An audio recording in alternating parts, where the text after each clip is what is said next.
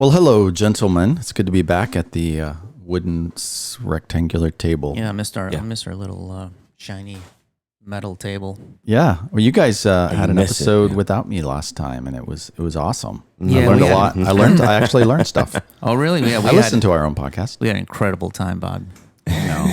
We missed you so much, though. It was a party. Yeah. No, it was. Boy, I know it's. Go back and listen to the episode if you haven't. If you haven't listened to it, it's on how to maximize your capital. Yeah. How to invest it and do things with your capital as a business to gain some results. So it's not just sitting there. Speaking of going back and You're not using listening, it. I would like everybody to do something right now. Put the podcast on pause and go rate and review, if you would, our podcast on whatever platform you're on, specifically Apple if you can, but any other opportunities you do have to rate. I know Amazon allows that now, and there's some other platforms. It really, really does help. Every time we do get a review, we see a bump in our placement on where we are, and it exposes other people to the podcast as well. Yes. So Yeah. I And encourage you to do that. if you didn't know, we actually post these as kind of informal videos, but you can watch us if you want to, see what we look like. We're pretty informal. On YouTube.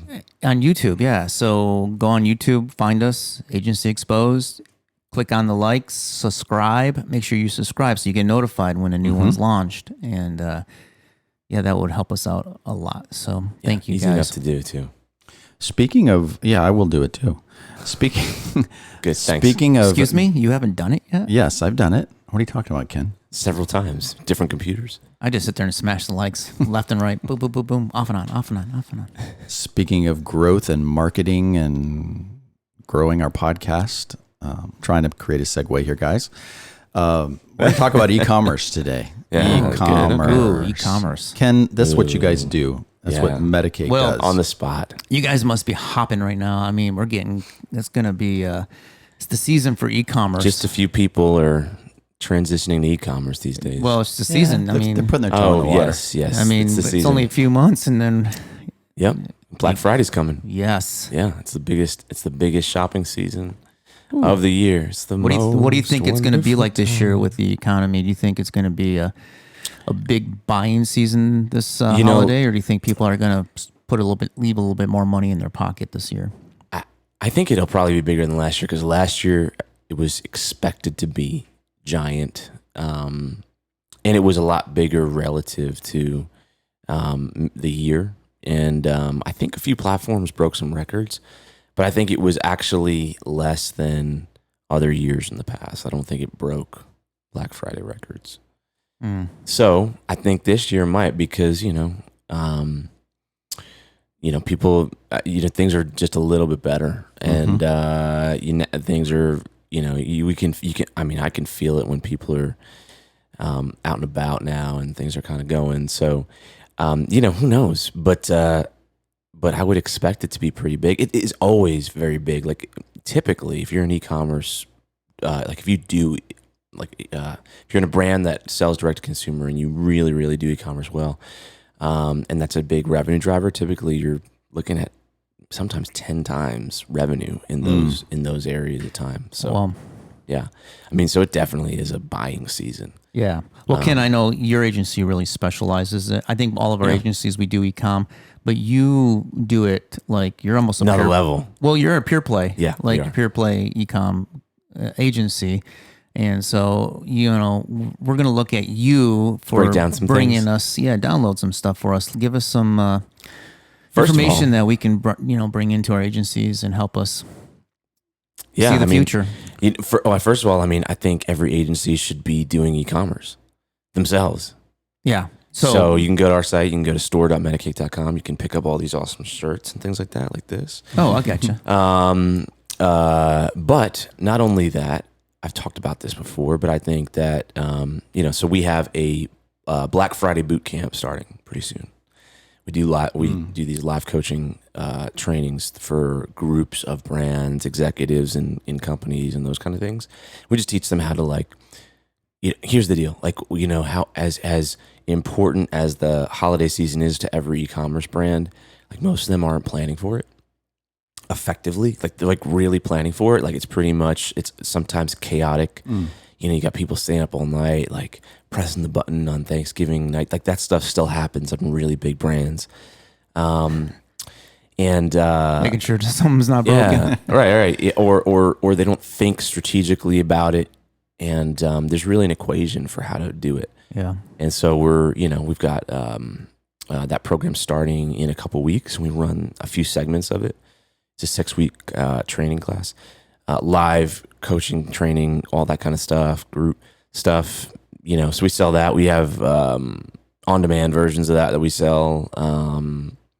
We sell books, guides, growth guides, mini guides. We call them kind of all sorts of different things. But So you would really encourage agencies to develop their own products, not only Yes. for marketing, but also, I think maybe where you're going with this is it provides a great opportunity to like experience, test, and really like be able to do e-commerce for yourself with some skin in the game, so that you then can go with some valuable experience to your clients, right? Yeah, I completely agree. I mean, like we have owned brands because they're valuable, but also because like you can't really get good at something unless you do it, and you can do it and fail. Like, let's just be honest. Agencies say they're innovative, right? The most innovative people, but like innovation takes failing, and clients don't like failure. Do your clients like failure? No, they fire us for it. So and then that funny. I read an article yesterday. Funny they're saying that. I read an article about being creative, and it's a marketing advertising. Like you got to fail often. Like to get better, you got to fail. You got to work at it. Fast, It's actually fail good fast. to fail. But I'm like, okay, you don't fail though with your client's money.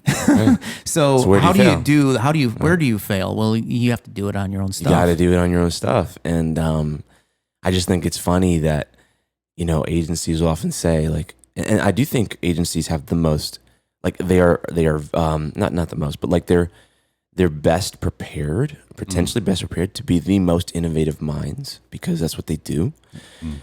But by definition, they are not the most innovative people, because by definition, they are hired to not fail.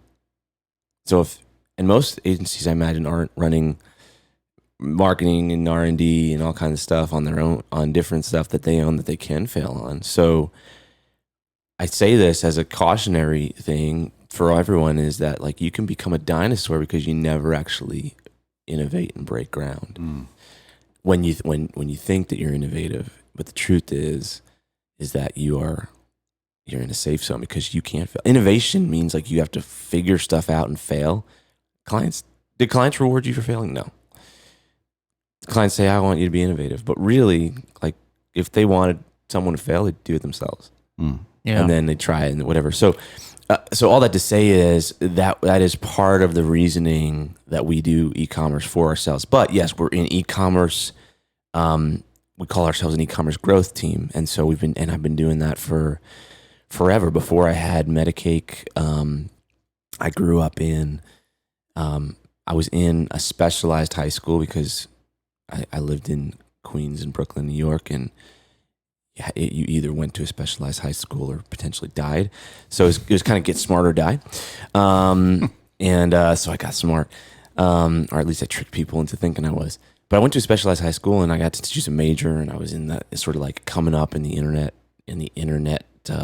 early days, you know, through that. And because of that, you know, I've always been in tech, specifically, even in commerce. It's just been an interesting thing. I love business. And so before Medicake, I was always in the business world for myself, small, then it got bigger or whatever.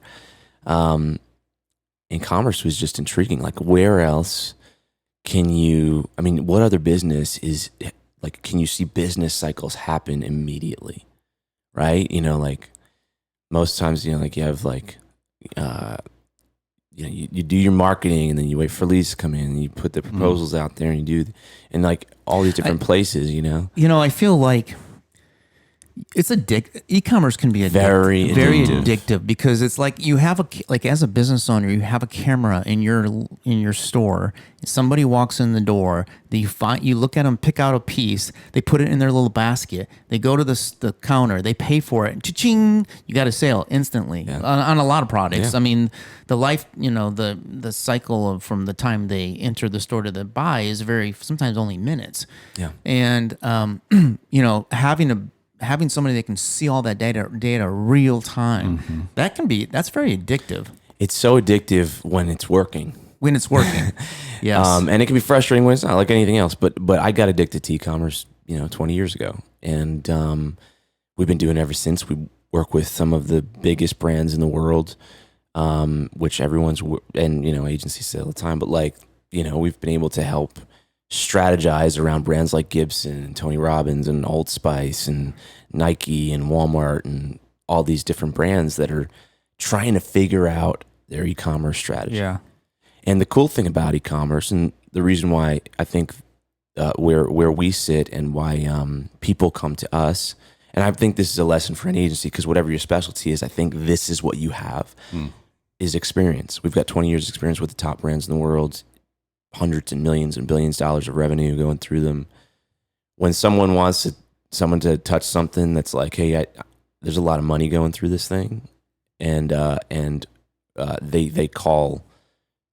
When you got someone that you need to work on your heart, it's like live or die, you call the best doctor. Yeah. I'm not saying, I think we're really, really good at what we do. So experience is like one of those things, like it's like when it really matters, people care about that.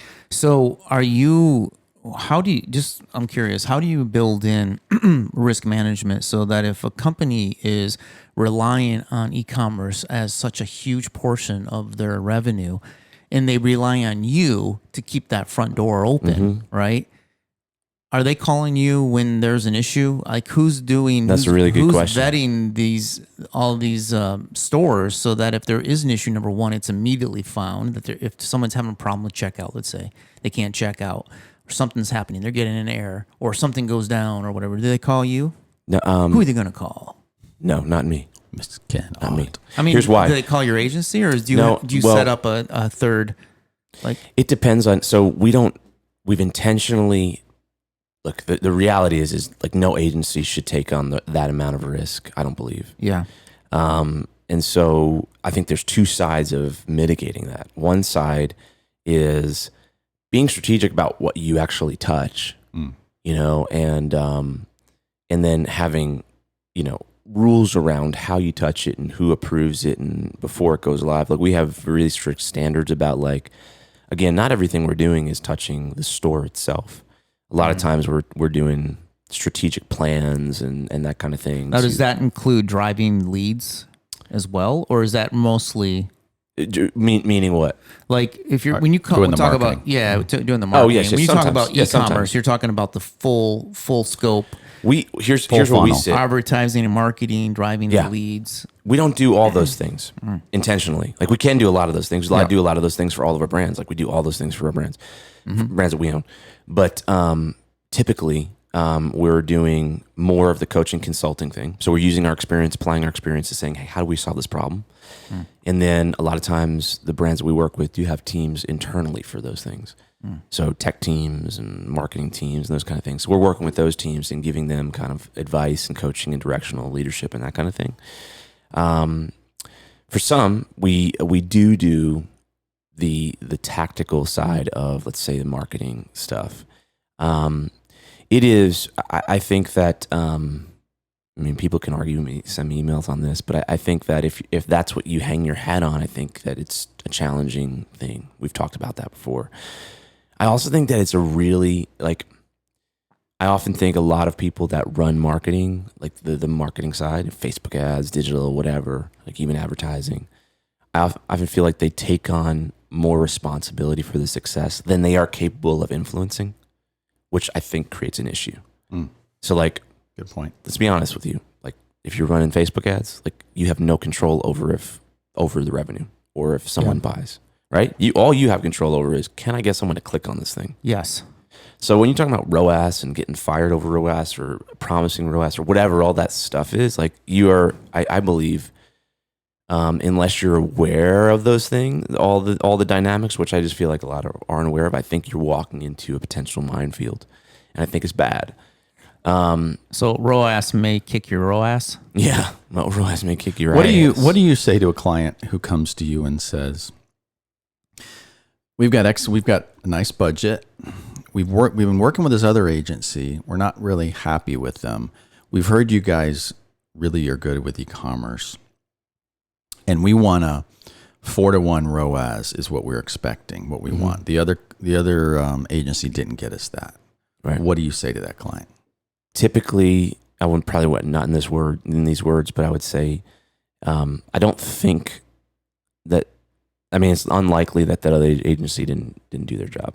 Because let's be honest with you, like, I mean, unless you completely hired a new person who didn't know what they were doing, there's probably something else going on. So you think that clients have a poor idea in their mind of what they think the return on investment should be, or how much demand their products should have? Well, you asked me earlier, like, what are the things that you know about e-commerce that maybe like we don't know and that kind of thing. And I'm not just because I do it, but like one of those things is that it is a lot more complicated than people think.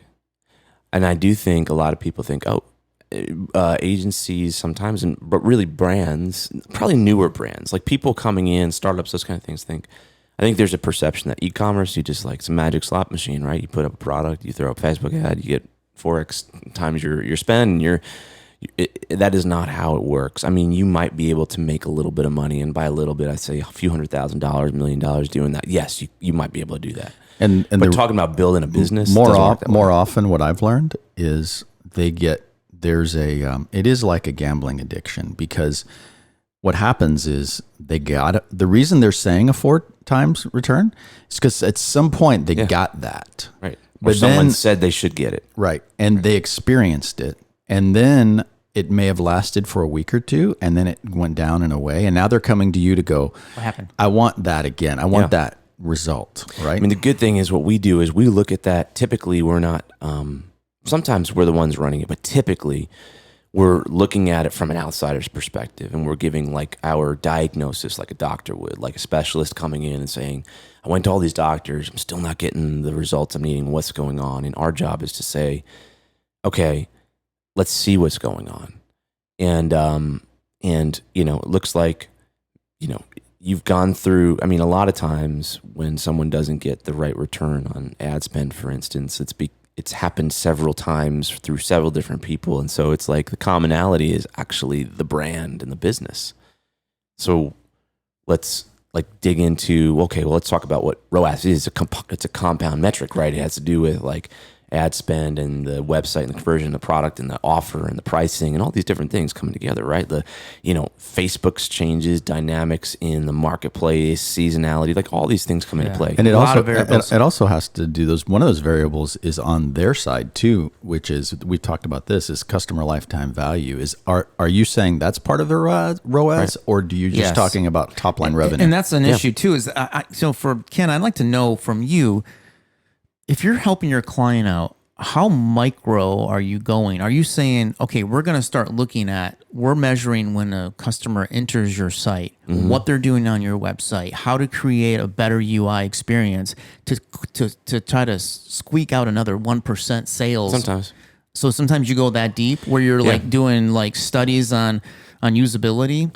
Yeah, we've done many of those, usually for like high revenue brands, probably all the brands you'd know, like those were the only brands that would care about. So you measure all of the data, look at it, going, okay, why is it the messaging? Is it what's stopping them from continuing? We're seeing, like for instance, you might say, well, we're seeing so many add to carts, but we're not converting those to sales. Why is that? Right, and honestly, sometimes data, a lot of times. So yes, we do a lot on site, and we build sites and do those kind of things from the perspective of how do we create a really good user experience to increase conversion rate in the business side. So it's not just like, hey, let's make a beautiful site, or hey, let's just make a functional site.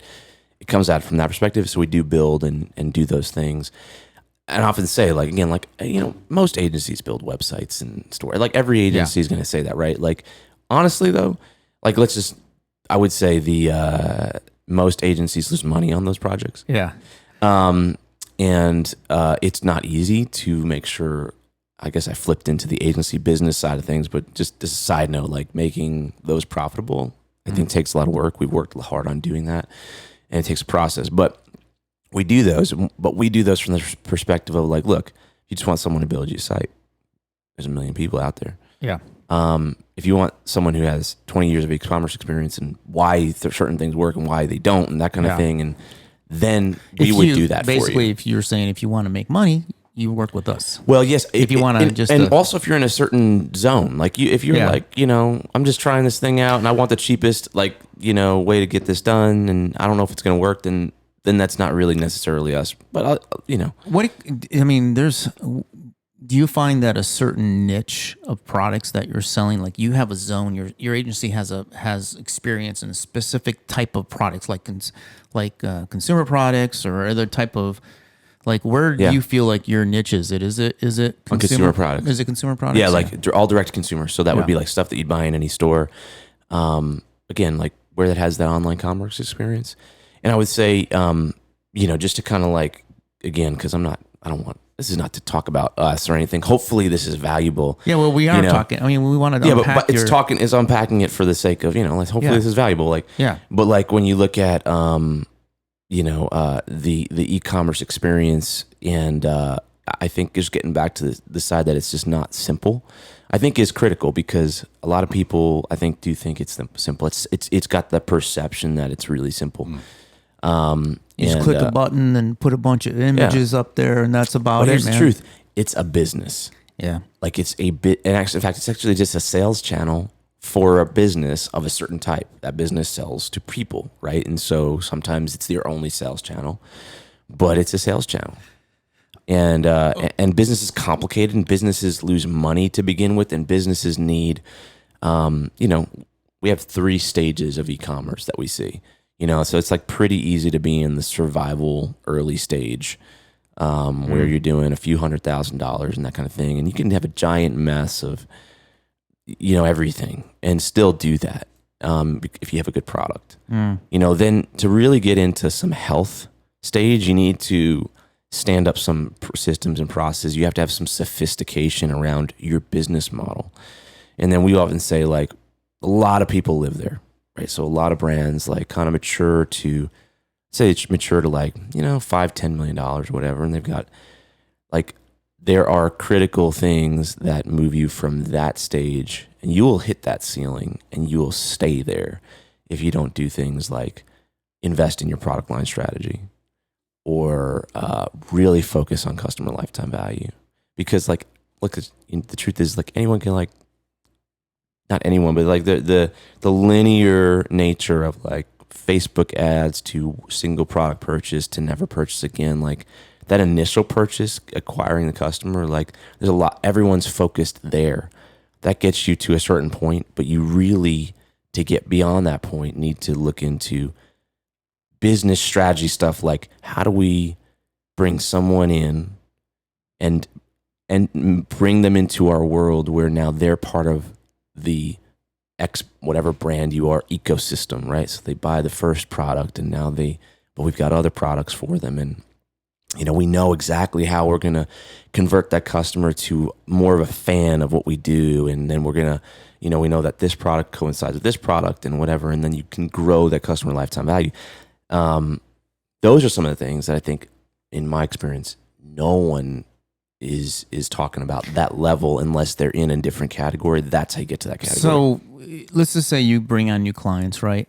How many of them actually know, do they come, when you ask them, what's your lifetime value? How many of those actually say, well, this is it? Almost zero. Yeah, because most customers I talk to, they're like, what's your lifetime value? They look at me like, and these are big companies too. I have 2 heads. Yeah, big companies.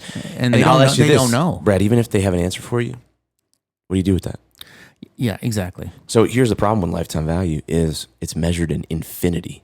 Well, I always say what's your like 2-year lifetime value. Right. So you most people it. don't do that. Yeah. But you need a term. Because you need a period of time. A customer will not be a customer for a lifetime. There's only few brands in our world that I would ever be a lifetime customer. Like Apple may be one of those.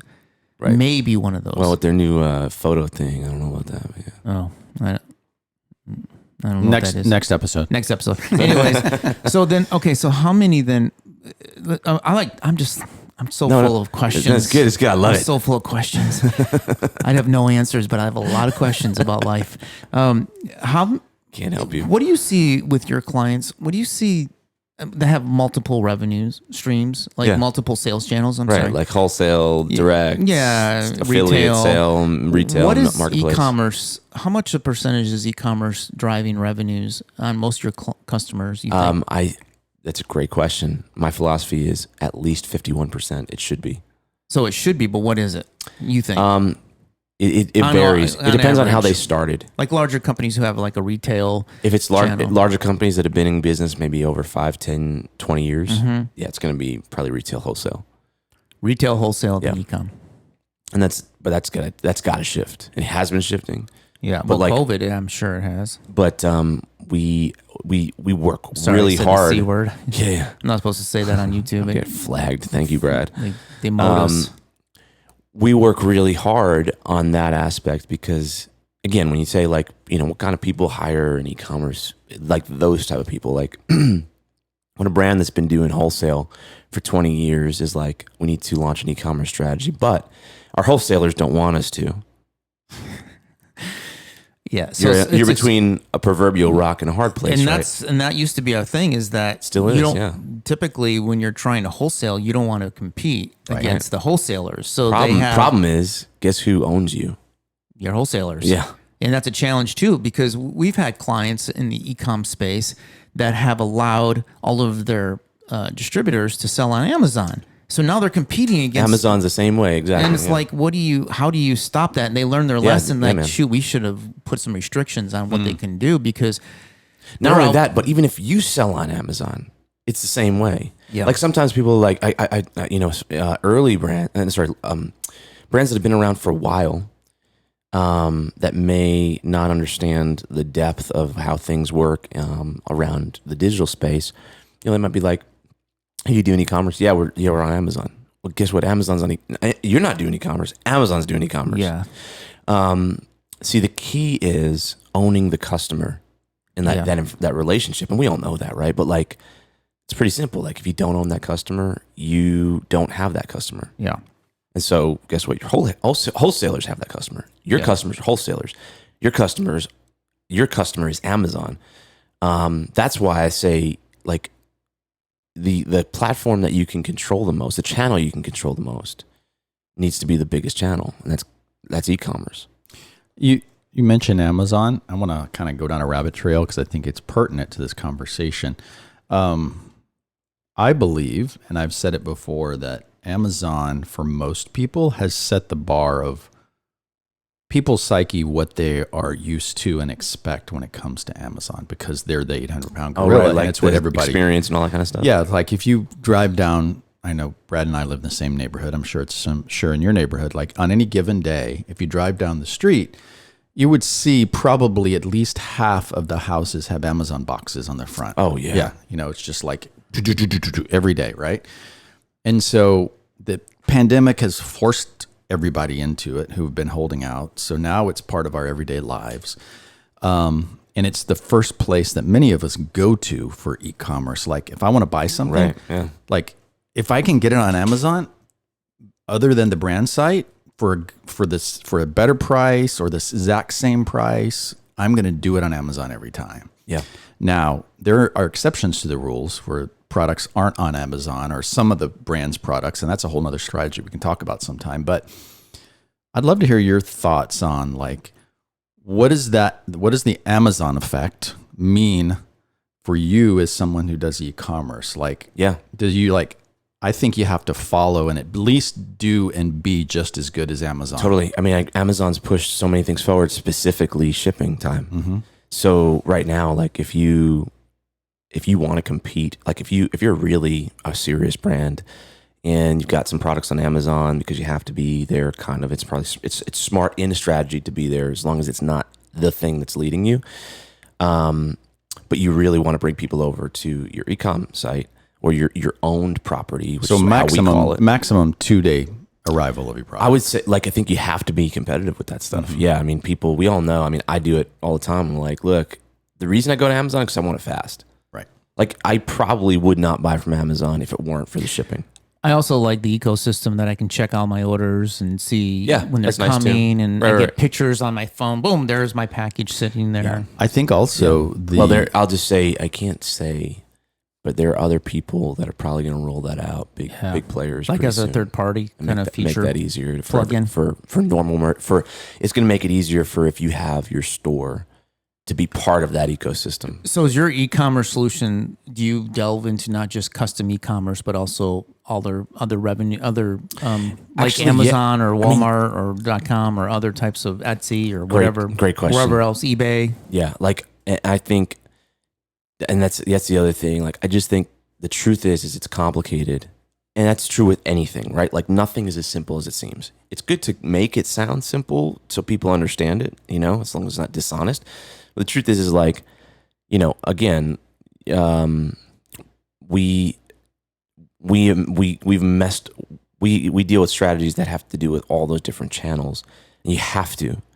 And so while our focus is the e-com channel, like, we've got tons of experience on wholesale strategies and retail strategies and Amazon strategies and all that kind of stuff, specifically in how it plays into like the full health of the business. So actually, if anyone's interested, they can go to our sort of like learning side of our site, and they could find specifically, what is the perfect makeup of channels. Like, I have percentages of like what what marketplaces should be, what those things should be. How do you transition from an Amazon first or a wholesale first to an e-com first? Because I had a friend that says this, like, it's like you're building on other people's land. Yeah. And so you need to build on your own land. Like, we have brands all the time that come to us and they're like, we're killing it on Amazon. We have 0 sales on e-commerce. What can we do? I'm like, well, it's Tony Robbins says this. It's like, it's a have to. Like, what do you have to do? Right? Like, I mean, if you want to stay in business, the truth is you have to become an e-commerce brand. And in order to do that, you have to invest into that. It's its own business unit. So are most of the ads marketing that is being done from a brand, are they driving traffic directly to their e-com site or their website or a landing page or something? If they have an e-com channel? Yeah. Yeah, for sure. Yeah. So, go ahead, Bob. No, go ahead. So, what do you do with so let's say that you are selling a product and it's really difficult for you to go, okay, this is such a unique product that there's no other products like this. Like, for instance, you mentioned, I think Gibson is maybe a client of yours. Gibson is probably very unique. People love Gibson products. They're only going to buy Gibson products. Gibson can't even keep the stock in. Yeah, for people. so if you go to Amazon and buy Gibson, you're not going to get swayed by another ad that says, oh, other people bought this and it's exactly the same thing. But if you're looking at a commodity product that people are not brand specific about, and you're trying to sell that, and you're driving people to Amazon, and next thing you know, like, oh, other purchasers bought this and this is half the price and same thing, or it's a Chinese knockoff or whatever. A lot of times, I mean, I sit there on Amazon and I try to find the best price if I don't care about the brand. Well, the reviews play into that. Play in and everything. So how do you deal with that if you have a customer who has a product like that, them if they go on Amazon, like, is that one of your selling propositions? Totally. Like, send them to your site, do a great job of getting them convinced that this product is the best, and keep them there to buy. Well, we're agency people, right? So we understand this stuff, like, about building up a brand. But that is where I believe, at least in or one of the places in the e-commerce thing journey, that brand specifically plays a role in increasing the value. So I was going to say, like, just you have to become not a commodity, right? You have to become unique in some way. The Amazon is a double-edged sword for most brands. Like, it is a discovery engine. Yes. Primarily, so customers find things, right? Yes. So you can be discovered. Yes. If you've already been discovered, then it starts to be less and less, valuable as a discovery engine. But it's a great discovery engine. It's a great way to access new customers that you wouldn't have, and it's a great source of revenue. But aside from revenue, like, once you kind of don't need the discovery as much and some of the things, it's primarily just revenue. And Amazon, you have to be really careful with, because they can shut you down anytime. I've had friends, people in the space reach out to me when they're doing $100,000 a day, and that's the same thing with Facebook. And Amazon just shut them down. If your revenue is coming from Facebook ads and Absolutely. they shut you down immediately for something ridiculous, that's not even they can shut you down. And your funnels, I mean your fuels stopped. So what I hear you saying, I'm not a lawyer, but they can shut down for, I believe, anything. And then it's kind of like Facebook be like, oh, sorry, it wasn't. We've had that happen where we've been shut down for weeks and they're like, oh, sorry, we made a mistake. All right. Oh. So what I hear you saying, and correct me if I'm wrong, but this is what I advise my clients, and I think I hear us all saying the same thing: is never, ever, ever, ever, ever, as Michael Scott would say, is never, under any case, never, ever, build your e-commerce strategy on a platform that you do not own and control. Yes. Correct. Supplement it with those platforms. I'll even go a step further. I want to on add to that. Bob Hutchins, Michael Scott. Yeah. Yes. Absolutely. I mean, it makes sense, right? I would even say, not even just your e-commerce strategy, but your business, right? Like in what world do you build? I mean, if you think about it, that's why people, I think unfortunately it's become seemingly so easy. And it is in some places that this is not considered. I sit with sometimes leadership of like really big organizations, and this is not even considered. Like, oh wait, we don't own that. No, you really don't own that. So that can be shut down tomorrow. Yeah. And it's like, oh. Yeah. Yep. So I don't think it's realized and it's not because you're not. It's very short-sighted. Someone's not doing their job. Yeah, but it's also, I think, because it's seemingly so easy, and it is easy, right? And so everything to the person who's not deep in this area, like everything kind of seems the same, right? Like Amazon, my website, eBay, whatever, like they all kind of seem the same. People buy our product, but they're not, especially when you're trying to build a business. So you're right. Like never, ever, ever, ever build your business exclusively. That depends, that people depend on. And like, once it gets, so look, if you know the boundary, if you know the landscape, then you do what you do, right? Like you might build it on Amazon first and know the risks and then move it over or whatever, that works. But don't unintentionally have the majority of your revenue coming through an unowned channel. And I will even go a step further and say, I think you asked where e-commerce is going before the show, Brad. Like, I think one of the places e-commerce is going is I'll call it like distributed e-commerce. The buzzword is headless e-commerce, but it sounds like boring and techie. But where that's going is there is it's the distribution of the different pieces of the commerce experience, so that one platform, even if it's a platform you quote own, is still not in control of it, because there is a level of vulnerability even when you think you own it, but you still don't own the technology, right? Yeah. Like Shopify and BigCommerce and some of these guys, like it used to be 20 years ago, and we were working in this where like, if you wanted to do e-commerce, you had 1 million developers in the basement. Like you were a software company as well, right? So you built the whole thing, you kept the whole thing. Black Friday, everyone was up all night, like, that kind of thing. And then it cost a lot of money. You had a lot of control, but you had all the pressures on you, as liability, that kind of thing. Then the Shopify of the world came along, and eventually people kind of transitioned over them. And that's a good thing. It has lowered costs significantly, done all these things. But are you still relying on a third party if you're on Shopify? Yes. Just like you are if you're on Amazon? That's what I'm saying. So then Shopify came along, and it's like, or that era of platforms come along, and people transition to them, and it's a net positive, right? So it's a good transition, a lot lower cost, a lot less downtime. People that could have never gotten into it are able to get into it. Yeah.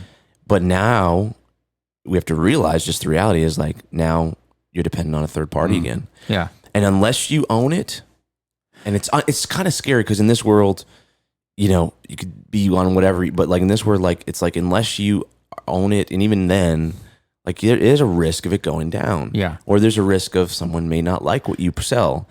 But So I think that's where e-commerce is going. I was just breaking that apart a little bit. Amazon or even like a Facebook, when you're running Facebook ads to an e-com solution, they can turn you down immediately. Like all of a sudden shut the switch instantly. A Shopify is not going to shut your switch off unless they have some technical problems, but they're not doing that because they're not going around shutting everybody's stores down because they're not. No, they don't do that liberally, but they have done it.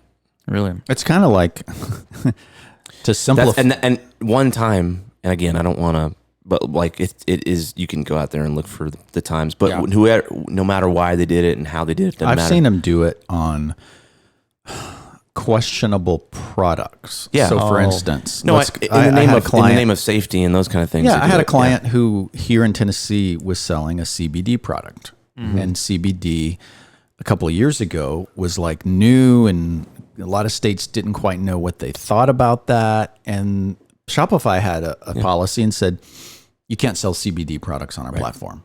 Yeah. Because every state's different. We don't want to get in trouble. Yeah. So there were people selling it and getting by, but if you get caught, all of a sudden your store got shut off, which it's kind of like I'm sorry, my simple mind thinks like this. It's kind of like if you're with Amazon 100%, it's like you're driving someone else's car and they can go, "Hey, I need my car," or "Give me my car back." At any time. Shopify is like, okay, it's better. It's like I'm leasing a car. Right, lease maybe. Right. Yeah. I'm making the payments and it's in my name, but I don't own it and they could take it back anytime. If you break the rules. Yeah, you break the rules. Right. And then what you're saying is buy your car or build your own car, right? Well, I'm saying like we used to have to build our car because no one sold a car. Right. And this is not the only reason. I do think I kind of preach this a little bit because I think from a business strategy standpoint, it needs to be considered. I don't think it is.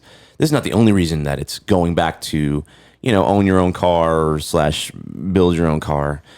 But I think it's swinging back that way for a few reasons. And I think one important reason is that, look, I don't remember, maybe there are, but like, it used to be that, businesses do business and there's the law, right, that handles, whether or not you get shut down or not, which is good, right? And then private companies not shutting private companies down for some things.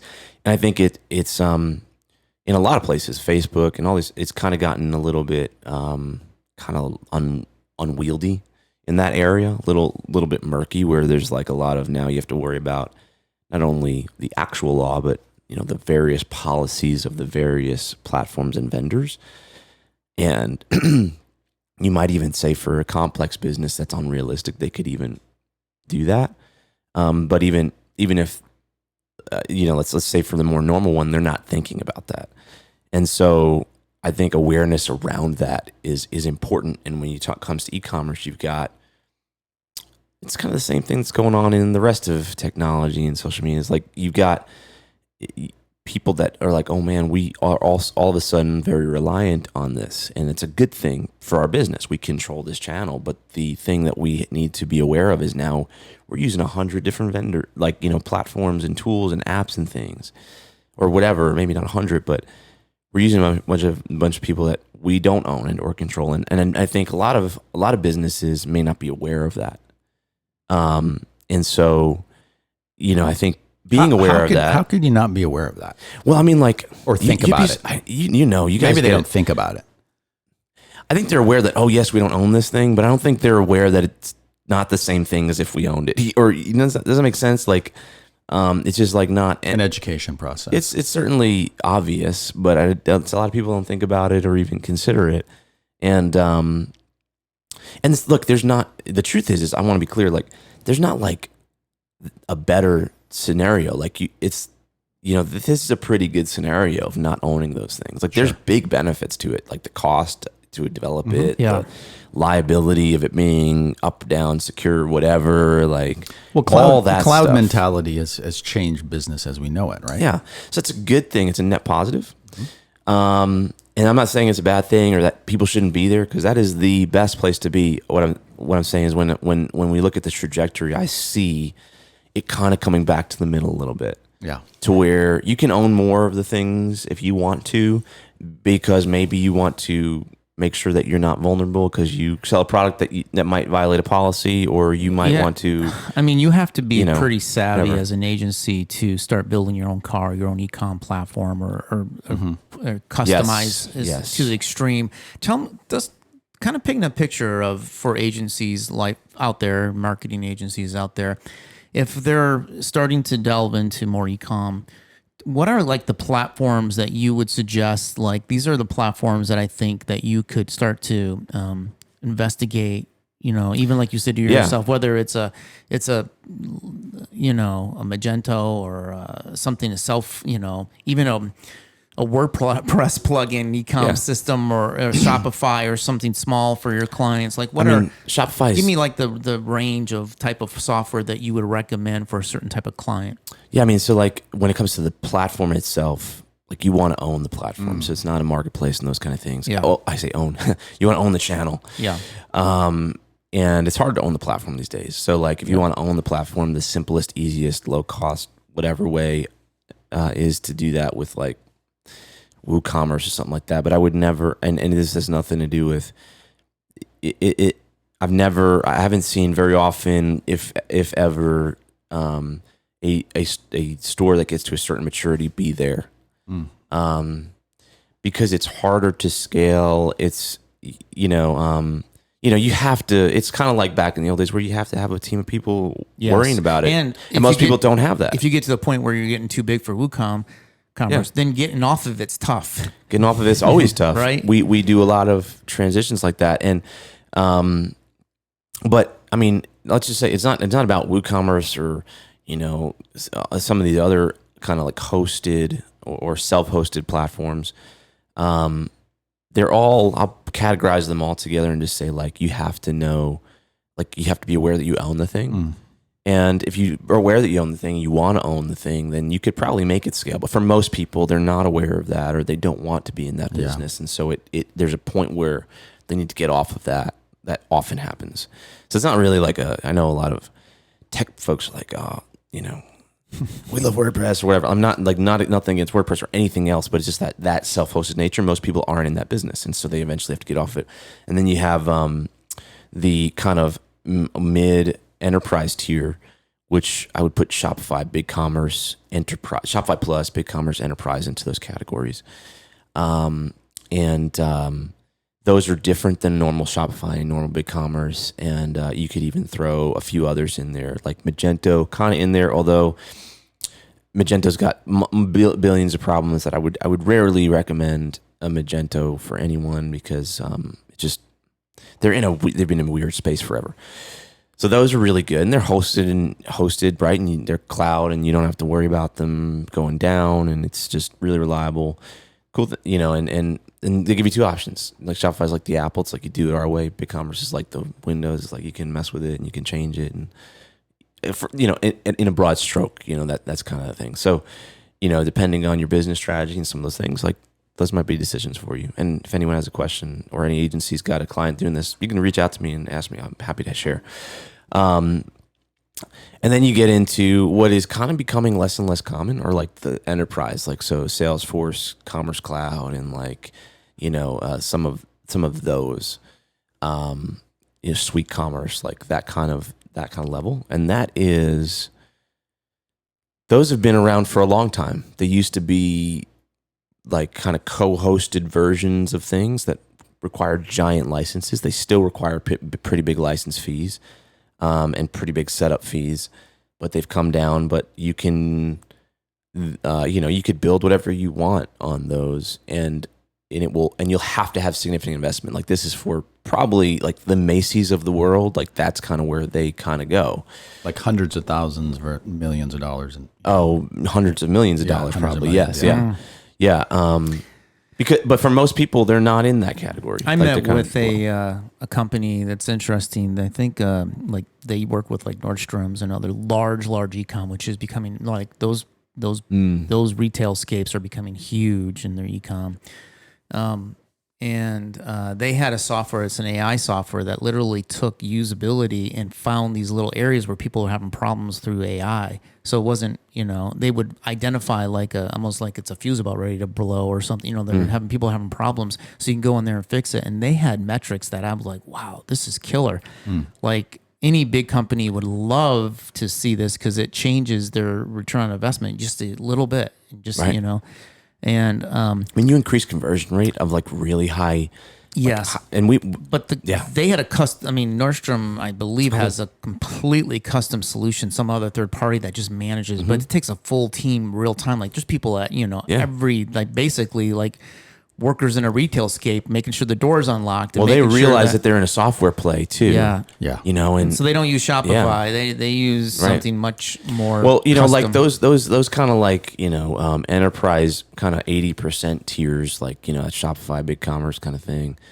Like that is going to be for people who don't have and need customized solutions like that. You're going to have to fit in a box. Yeah. Now most people fit in that box, but like Nordstrom's and Nike and like a lot of these people don't. Yeah. And that's kind of where that sits. Yeah. I think as we wind this down, this has been a great discussion, by the way. I'd love to just talk about one or two takeaways that I see. If you guys feel free to jump in. The biggest takeaway that I've heard as I've observed and listened most of this time is the illustration that I think of is what Amazon has done is create, and think of it as terms of a city and citizens. They have built a huge walled off city and citizens that they kind of run and control. And why is that important to understand? Well, if all the social media platforms shut down tomorrow, if the internet got shut off tomorrow, guess what? Amazon would be fine. Because you know what?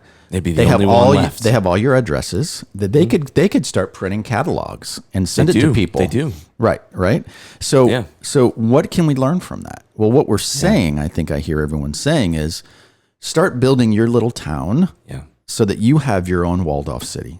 Apple has their walled off city with a lot of citizens, right?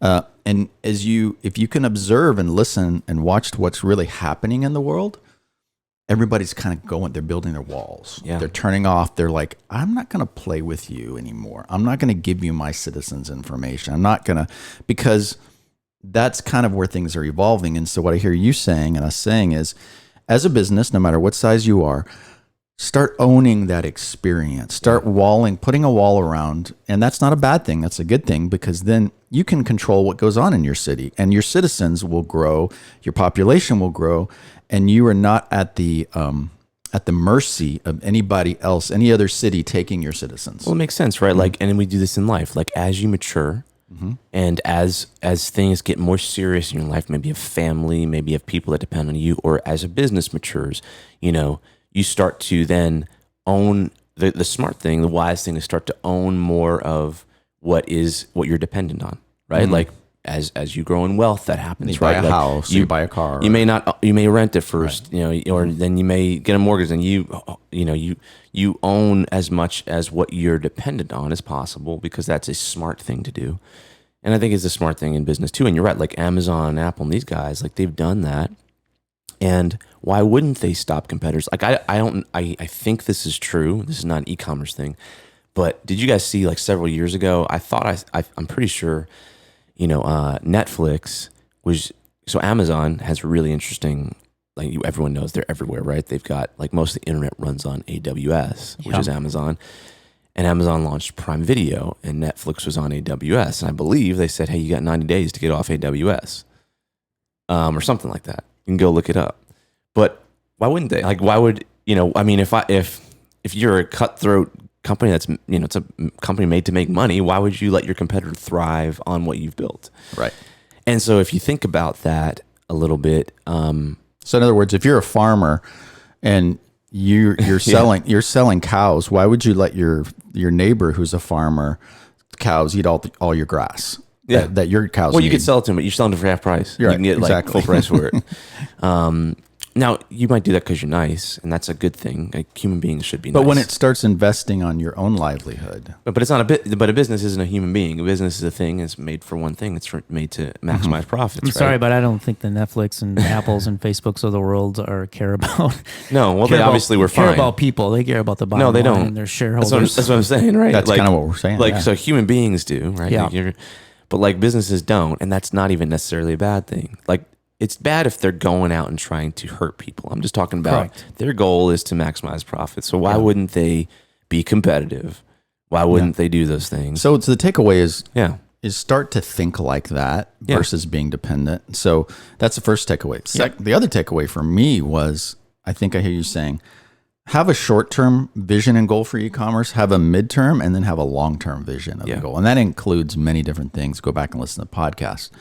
And there are like 2 to 3 factors, strategic initiatives that get you through those different phases. I actually did videos on all 3 of those. So if you want to go to our YouTube channel, I see what you did there.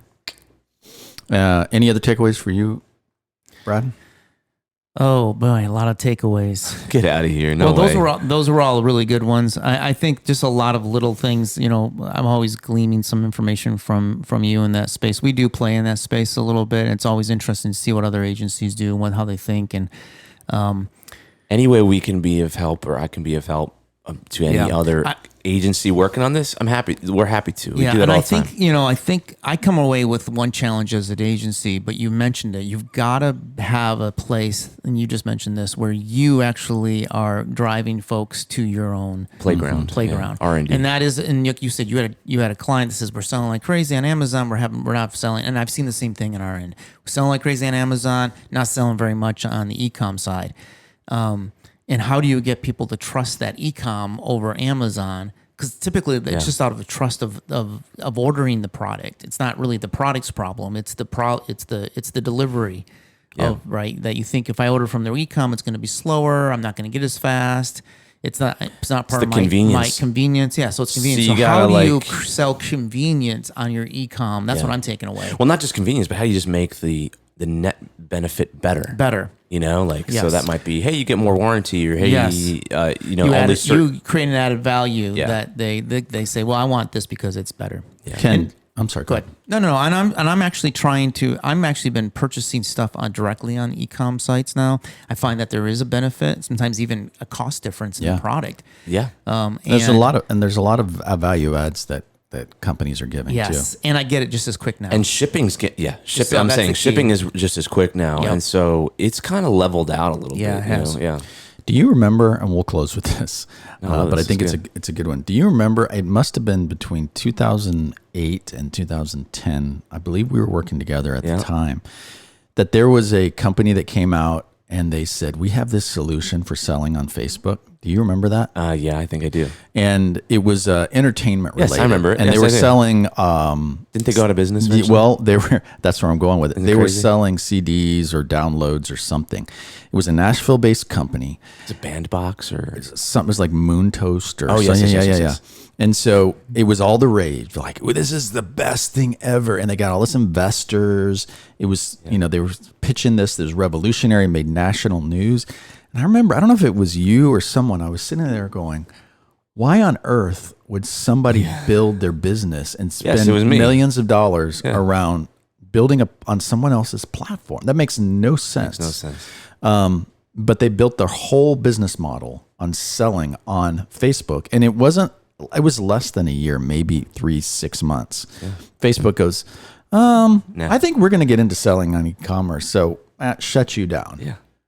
So again, that's an extreme example, and we look back and go, "Oh, that was in the early days, and people were stupid." People are still doing that. I mean, there's absolutely. I mean, you look at YouTube right now. Like, how many people? I know several people that are really doing well, but they're 100% doing it through YouTube. Yeah. And in my mind, I'm like, great, maximize that, and then use that to invest into diversifying so you actually can stabilize, because you're right now in a state of high vulnerability. And if businesses knew that, I'm all full of frameworks and things, but I have this like 1, 2, 3 kind of like step of like how you go from like vulnerability to strength. And that's what we do with e-commerce. But it starts by looking at like, okay, we're at this place. What are all of our vulnerabilities? Like, what if it shut down would kill us? Let's look at those things, make a list, and let's figure out a strategy for how we start diversifying away from that. YouTube, that they do that with Facebook, even Shopify. Like, there's many people that have an entire business built on just Shopify apps. And early in the podcast, we interviewed Jay Myers of Bold App. Yeah. And they were the first Shopify app developer. They built a really big business on Shopify, and they've done a really good job and a lot of investment in diversifying off of Shopify. Yeah. Because they realize, not that Shopify is bad, just that having all of your revenue tied up in one platform that can decide, we're just going to take this feature and put it in. Yeah. And it's not always just having e-com, but it might be like you have a subscription plugin on Shopify. They have that. Yeah, and they just rolled it out. And they pull that or they change that. And all of a sudden, that's where you're getting most of your revenue. And all of a sudden, it gets... I used to sit next to Jay early in the days when Shopify would have these yearly feature release things. And I'd sit next to him at this conference, and he would be like, I'm not sure, we're all nervous. Like, today is the day that they can end our business, Yeah. And it was a small crowd, and they knew of each other and everything. But it's all fair in business and war. Is that what it is? Yeah, all's fair in love and war. Yeah. Oh, that's what it is. Right? Exciting times, guys. I love it because I feel like we're still in the Wild West to some degree. Yeah, which is for a sure. reason we love doing what we do.